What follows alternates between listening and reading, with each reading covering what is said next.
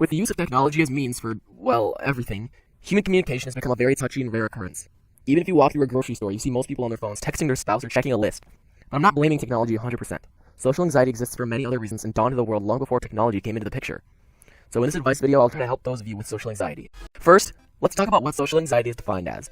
The Social Anxiety Institute defines it as the fear of interaction with other people that brings on self-consciousness, feelings of being negatively judged and evaluated as a result, leading to avoidance. Now, that was a lot, so let me condense it a little. Now, I'm no psychologist, but my definition of social anxiety is the overwhelming feeling of physical or verbal interaction which can lead to negative self-conscious issues. Some examples of social anxiety would be how you feel talking to strangers, calling people on the phone, getting public attention, etc. Many people dismiss social anxiety as just a basic human issue, but social anxiety is the world's third largest mental health problem right behind depression and alcoholism, and those two are pretty serious. The reason social anxiety is often dismissed is most likely because it is very hard to notice. It's one of those things that only the person that has it can really know. So, now that we know a little bit more about social anxiety, let's give some tips on how to avoid it or dismiss it. Everyone deals with their problems differently. Some prefer a logical approach, some prefer a creative approach. So, let's start with the logical approach. One of these methods is called an exposure hierarchy, or anxiety list. What you would do is make a list of things that trigger your social anxiety in order of severity. Then, at your own pace, you would do the least severe thing on that list and make your way up. The good thing about this is that you are able to do it at your own pace, and as you do all these smaller things, the bigger things seem to be easier to do.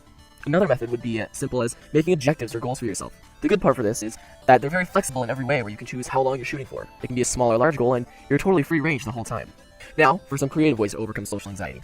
If you look on YouTube or the internet in general, you will see that there are many original ways to deal with social anxiety.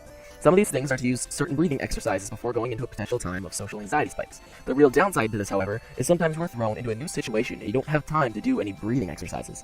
I won't steal any of the creative methods that psychologists and other smart people have made, so make sure to go on YouTube and look up some ways that they've come up with.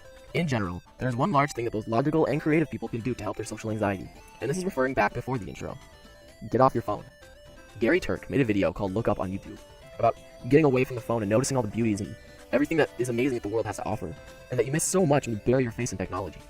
And if you're wondering what kind of crazy dumb video that might be, it's been out 1 year and has 54 million views. I'll link the video below so that you can watch it for yourself. You're a victim to your cell phone. I am too, I'll admit it.